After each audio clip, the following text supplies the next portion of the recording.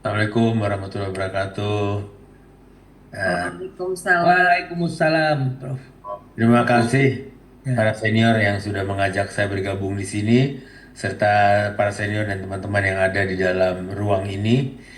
Mohon maaf saya masuknya belakangan karena saya baru saja selesai rapat yang sudah terjadwal sebelumnya. Eh, Saya diminta juga untuk menyampaikan pendapat, tapi saya kok yakin ya, dokter dia bahwa yang lain-lain dari teman sejawat sudah menyampaikan semua udah lengkap nih, gitu ya.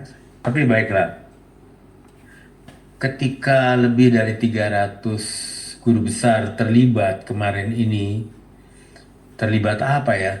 Terlibat dalam menyuarakan pemikiran mereka, pendapat mereka, sikap mereka yang ternyata telah terkristalisasi menjadi satu, maka kita mestinya sadar bahwa sebetulnya tidak ada yang berbeda di dalam pemahaman atas apa yang terjadi saat ini.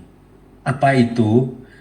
Yang saat ini terjadi adalah terganggunya, bahkan mungkin pelemahan terhadap inti dari kedaulatan akademik di bidang kedokteran.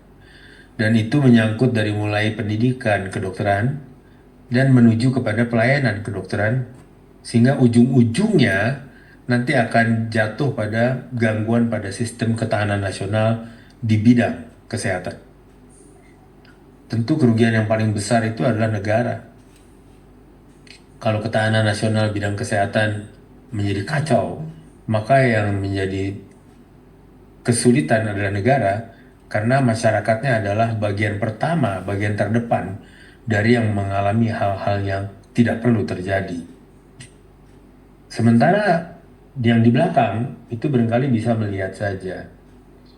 Menurut saya, ini terjadi karena pengaturan demi pengaturan ini lupa mempertimbangkan aspek-aspek yang sebetulnya secara tradisional atau secara universal digunakan dalam pembuatan sebuah regulasi, yaitu aspek yuridis, aspek filosofis, kemudian aspek aspek historis, aspek yuridis, aspek filosofis, dan akhirnya juga aspek sosial tidak bisa lepas di situ. Kita lihat saja bahwa waktu pembuatan Undang-Undang Nomor 17 Tahun 2023 itu sudah penuh dengan kontroversi dan banyak sekali protes yang terjadi, tetapi dinafikan, ditiadakan, dan dengan cepat undang-undang ini, bahkan teman-teman di Fakultas Hukum juga menyatakan ini undang-undang yang paling dahsyat nih, karena tidak sampai 1 tahun dia sudah menjadi undang-undang. Dengan menghilangkan begitu banyak, ada 11 undang-undang yang dihilangkan di dalamnya, dijadikan satu. Di antaranya diambil dari dalam sana atau diciptakan baru. Tapi memang ada faktor-faktor yang terabaikan, sehingga dari segi aspek historis misalnya, kalau kita bicara di forum ini adalah forum kedokteran, maka peran dokter Indonesia di masa persiapan kemerdekaan dan mengisi kemerdekaan seolah tanpa arti jadinya. Yang kita lihat sekarang adalah karena aspek historis juga diabaikan di situ. Yang sederhana saja tadi sudah disampaikan juga bahkan oleh pembicara terakhir, sejawat saya Dr. Budiman, tentang ingat COVID ketika semua WFH-nya work from home, maka bagian terbesar dari petugas kesehatan dan tentu petugas medis atau dokter itu WFH-nya adalah work from hospital. Mereka menantang bahaya di tempat bahaya itu sendiri ada, tapi mereka kerjakan itu. Aspek historis lain yang besar adalah pendidikan kedokteran di Indonesia ini kita percayai telah dimulai tahun 1849 dengan pendidikan dokter Jawa. Apapun bentuknya, pendidikan kedokteran selalu berjalan terus menuju perkembangan dan peningkatan menjadi lebih baik, dan lebih baik lagi. Tapi tahun 1849 sudah diakui situ ada dokter Jawa. Bahkan Universitas Indonesia menyatakan bahwa mereka itu didirikan cikal bakalnya itu tahun 1849. Artinya tahun 2024 pendidikan kedokteran di Indonesia itu sudah berusia 175 tahun. Sebuah perjalanan panjang, lengkap dengan koreksi di sana-sini, lengkap dengan perbaikan dan peningkatan di sana-sini, dan terus akan masih berjalan perbaikan, koreksi, dan peningkatan tadi. Tapi kita sampai lupa memperingatinya karena kita sudah sibuk dengan kejadian-kejadian yang mendera kita dalam 2 tahun terakhir. Kita sudah menghasilkan, Dr. Budiman tadi menyatakan 210.000 dokter, termasuk di dalam dokter spesialis. Baik, kita pegang angka itu. Dan itu semua dijalani dalam kurun waktu yang begitu panjang. Di dalamnya ada pendidikan dokter spesialis yang belakangan sangat dituntun oleh keberadaan kolegium. Yang kolegium itu gagasan awalnya pada tahun 1967. Kemudian pada tahun 1978 pada waktu Kongres Ikatan Ahli Bedah Indonesia dinyatakan istilah dan keberadaan kolegium di bedah. Jadi kolegium bedah adalah kolegium yang pertama di Indonesia. Dan mulai tahun 1978 secara berangsur-angsur meningkat, semua profesi yang menganggap dirinya sudah sanggup, sudah mumpuni untuk itu mendirikan kolegium. Sebuah kekeliruan beranggapan bahwa kolegium itu dibentuk berdasarkan Undang-Undang Nomor 29 Tahun 2004 tentang praktek kedokteran. Bukan. Di dalam undang-undang itu hanya diterakan, dimaknai apa artinya kolegium, yaitu sebuah badan yang independen dari profesi yang fungsinya adalah mengatur dan mendalami hal-hal yang terkait pendidikan. Tapi bukan undang-undang itu yang membentuk kolegium. Sehingga ketika Undang-Undang Nomor 17 Tahun 2023 tentang kesehatan lahir, lalu dianggap kolegium pun bisa diatur di dalam sana, barangkali agak keliru karena kolegium bukan diatur di dalam Undang-Undang 2009 Tahun 2004, dia hanya dinarasikan. Yang dimaksud supaya sama definisi operasional tentang kolegium itu apa gitu. Dan sepanjang perjalanannya kolegium itu memang berdiri independen dalam koordinasi MKKI itu, Majelis Kolegium Kedokteran Indonesia itu, agar setiap kolegium dapat melakukan dialog yang dialogis, yang akademik, supaya tidak ada tumpang tindih yang menimbulkan masalah-masalah. Semua dibincang di situ, tentu dengan tarik ulur, dengan maju mundur, dengan semua kesulitan. Itu sebuah hal yang biasa dan tentu didapat hal-hal yang disepakati sebagaimana yang terus berkembang sampai sekarang. Yang berikutnya adalah aspek yuridis. Setelah aspek historis tidak terabaikan, maka yang kedua aspek filosofis ya. Di dalam aspek filosofis ini kelihatannya agak tertinggal pemahaman mengenai ilmu kedokteran itu sendiri. Padahal ilmu kedokteran itu sudah jalan jauh sebelum Hippocrates bahkan. Hippocrates merupakan orang yang membuat menjadi lebih tersusun sehingga dia disebut sebagai bapak kedokteran. Tetapi dia bapak kedokteran sebelumnya sudah ada cikal bakalnya yang menunjukkan bagaimana ilmu kedokteran itu terus berkembang lengkap dengan kekurangan, kesulitan, hambatan, kesalahan, dan kemudian diperbaiki, ditingkatkan sampai saat ini dan sampai ke masa depan. Nah, di dalam perkembangan itu secara filosofis kita dapat tahu bahwa sebetulnya ilmu itu kan terdiri dari dua. Ilmu dasar, kalau kedokteran ilmu kedokteran dasar, ilmu terapan, kalau kedokteran ilmu kedokteran terapan. Ambil contohlah di bidang saya di pulmonologi yang banyak bekerja tentang pernapasan. Maka di situ secara ilmu dasar kita tahu bahwa oksigen itu membantu manusia sementara CO2 itu merugikan manusia. Itu ilmu dasarnya. Maka ilmu terapannya, oksigen akan dipakai juga sebagai salah satu tata laksana terapi untuk membantu orang agar energinya tercukupi dengan pasokan oksigen yang dibutuhkan. Sementara CO2 diusahakan untuk dikeluarkan dari tubuh tapi dipertahankan agar tetap orang mempunyai rangsang napas. Demikian ilmu terapannya. Masuk ke penerapannya, maka penerapan ini menentukan bahwa oksigen itu akan ditaruh di rumah sakit yang seperti apa, untuk kebutuhan penyakit apa, dan sebagainya, dan sebagainya. Disitulah regulasi yang lain-lain seperti pemerintah dapat ikut. Tetapi tidak pada ilmu dasar, bahkan juga hampir-hampir tidak pada ilmu terapannya. Tetapi pada penerapan dari ilmu terapan, disitulah regulasi, disitulah politik, disitulah pemerintah bisa ikut. Kita mestinya belajar juga dari dua kejadian besar di dunia, di negara yang merupakan kiblat dari kedokteran. Begitulah barangkali saya, mohon maaf kalau salah menyatakannya. Jerman dan Amerika. Jerman mempunyai pengalaman yang buruk pada tahun 45 yang disebut sebagai, kita kenal semua, The Nuremberg Trial, pengadilan Nuremberg. Yaitu ketika semua dokternya hanya dalam tangan satu kendali, Hitler, dan membuat penggunaan gas untuk mencoba dan berhasil mematikan banyak perempuan dan anak-anak yang dikurung dalam satu kamar dengan gas yang dicobakan tadi. Ini menunjukkan bahwa tidak ada keberdayaan dokter di sana untuk mengelak dari perintah karena dia memang dikendalikan dalam satu tangan saja, Hitler. Akibatnya reaksi dunia pada tahun 45 membuat sebuah pengadilan dan dilakukan di negara Jerman sendiri. Pengadilan itu dia lakukan oleh negara Amerika Serikat, Prancis, Inggris, dan waktu itu Uni Soviet, 4 negara besar. Mengadili Jerman di negara Jerman yang disebut sebagai pengadilan Nuremberg. Yang diadili adalah sistem bahwa dokter pada saat itu di Jerman tidak memiliki kemandirian, tidak memiliki otonomi untuk dapat bersuara menyatakan tidak, dan ini yang baik gitu. Kejadian kedua adalah The Tuskegee Study di Amerika Serikat. The Tuskegee Study itu melibatkan orang-orang Afro-Amerika, seluruh orang Afro-Amerika sejak tahun 1937 yang mengidap penyakit sifilis untuk tidak diobati sama sekali. Pada tahun 1940 ditemukanlah penisilin yang dapat bekerja baik untuk sifilis, tapi juga tidak diberikan. Pada pasien-pasien pengidap diberikan pemeriksaan kesehatan gratis, diberikan makan siang gratis, dan kemudian diberikan gratis jika dimakamkan. Pada mereka diperiksa secara teratur darahnya pada saat pemeriksaan gratis untuk melihat ini gen yang mana yang akan bertahan hidup lebih lama dan yang mana lebih pendek, yang mana lebih berat, yang mana agak lebih ringan dan sebagainya. Tidak etisnya penelitian ini adalah karena sama sekali tidak ada pembanding berupa intervensi pemberian obat dan bahkan juga membiarkan orang tanpa obat sama sekali. Sedikitnya obat standar tidak diberikan sama sekali.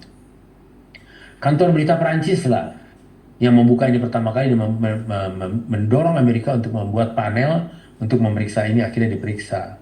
Sehingga dilakukan pemeriksaan dan pemerintah akhirnya dipaksa untuk mengeluarkan 10 juta US dollar untuk mengganti rugi pada semua korban dan yang sudah meninggal pada keluarga korban. Janda terakhir dari suaminya yang kena tanpa mengetahui itu meninggal pada tahun 1973, tapi selanjutnya anak-anak mereka masih dalam pengawasan Amerika. Belum habis, pada tahun 1967 bahkan Presiden Amerika masih harus menyatakan permohonan maafnya ke seluruh rakyat Amerika atas kejadian ini. Kenapa? Karena penelitian ini dilakukan oleh Kementerian Kesehatan Amerika Serikat bersama CDC. Dua badan yang sangat legitimate, yang sangat kredibel kita kenal, tapi melakukan penelitian seperti itu. Di situ juga dicatat bahwa ini adalah akibat bahwa profesi tidak diberikan ruang pada saat itu. Amerika dan Jerman belajar untuk itu sehingga akhirnya mengakui bahwa profesi itu harus diberikan tempat yang otonom, yaitu pada orang-orang tertentu, kelompok tertentu, sebagai bagian dari strategi negara untuk justru menjaga agar tidak terjadi penyimpangan-penyimpangan di dalam penggunaan ilmu dasar, dalam penggunaan ilmu terapan yang dapat membahayakan umat manusia. Itu adalah sejarah dan kita mesti belajar dari sejarah itu. Kita tidak mengatakan itu akan terjadi atau pasti terjadi, tapi kita mesti belajar dari sejarah. Kita tidak boleh terjadi karena kita mesti tahu pada pencegahan. Yang ketiga adalah aspek yuridis, aspek historis, aspek filosofis, dan aspek yuridis. Aspek yuridis ini, kalau kita lihat regulasi yang sekarang ini tentang kedokteran, kenapa sampai lebih dari 300 guru besar turun di seluruh Indonesia? Karena semua sudah merasa bahwa ada undang-undang dasar di situ yang terlanggar, kemerdekaan untuk berkumpul dan berserikat. Sementara yang berkumpul dan berserikat itu sebetulnya adalah para ilmuwan, akademisi, bidangnya khusus lagi, kedokteran. Sebuah profesi yang dapat melakukan intervensi langsung pada jiwa dan raga manusia.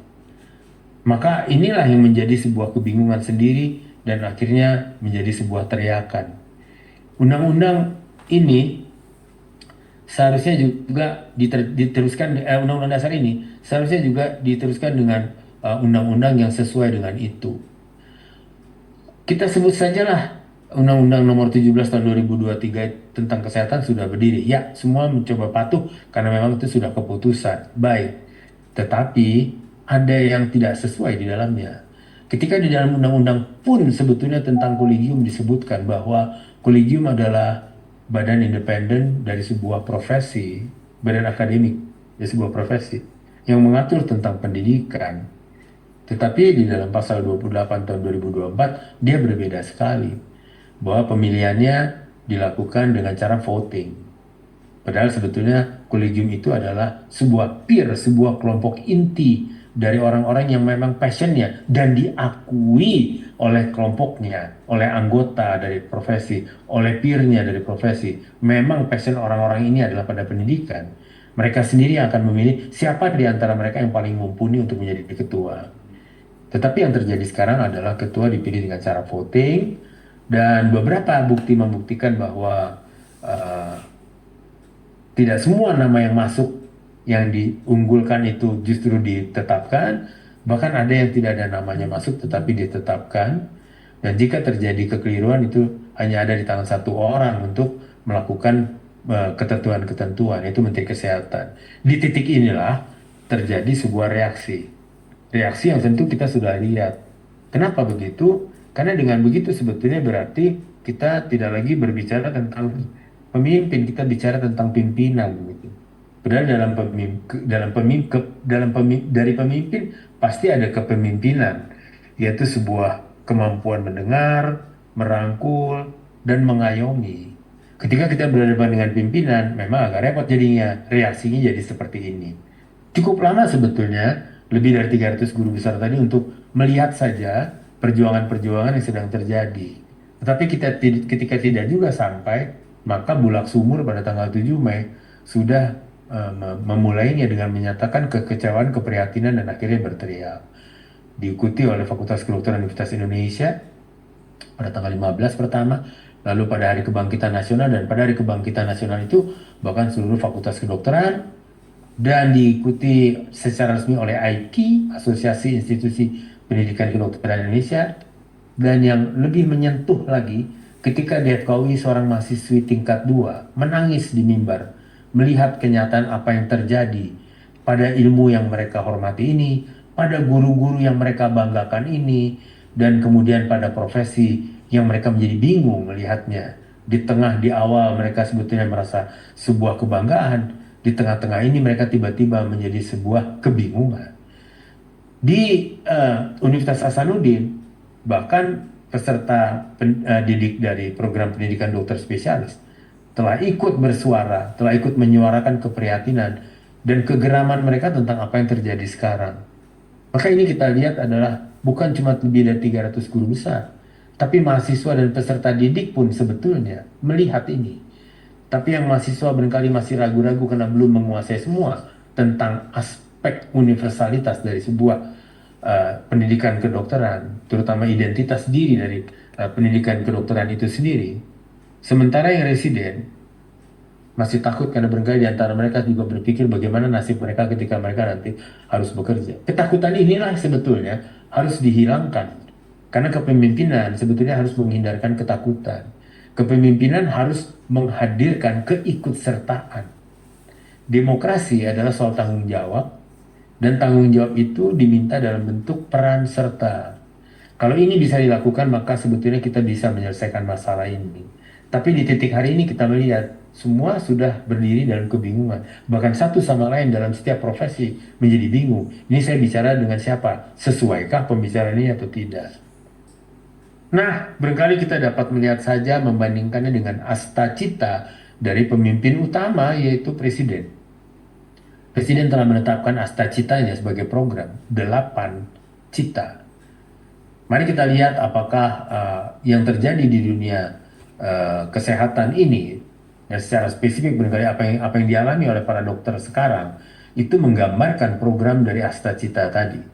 Saya sendiri melihatnya 6 dari 8 cita itu tidak terpenuhi sebetulnya. Sementara kita banyak disibukkan dengan kehebohan-kehebohan yang sebetulnya tidak perlu. Barangkali ini menjadi penting karena asta cita merupakan tujuan yang harus dicapai dalam 5 tahun ke depan. Ini yang harus kita kejar secara bersama-sama.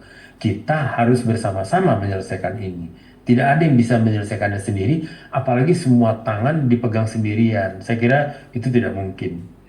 Maka yang kita harapkan, yang kita minta, dan barangkali tegas saja kita tuntut, mari kita kembalikan kewibawaan akademik tadi yang bersifat universal harus juga dimiliki oleh orang Indonesia. Kita bicara dalam bidang kedokteran. Mari kita menggunakan profesi justru sebagai bagian strategik dari negara untuk membantu tercapainya ketahanan nasional bidang kesehatan. Dan yang ketiga adalah kolegium, seperti kata Mahkamah Konstitusi, adalah academic body yang independen dari sebuah profesi. Keputusan Mahkamah Konstitusi adalah keputusan tertinggi dalam negara. Hendaknya kita mengacu ke situ secara baik. Jika ada kekurangan, jika ada keburukan, jika ada kesalahan, kita juga bisa baik-baik untuk duduk berbicara, mendiskusikan, melakukan perbaikan, peningkatan, seperti yang sebetulnya selama ini selalu terjadi dan terus mengangkat derajat profesi kedokteran kita yang tiba-tiba pada saat ini di dalamnya anggotanya sendiri menjadi bingung. Semoga apa yang saya sampaikan ini dapat menjadi sedikit bahan pemikiran. Mohon maaf bila ada yang tidak berkenan untuk mendengarkan ini. Terima kasih. Assalamualaikum warahmatullahi wabarakatuh.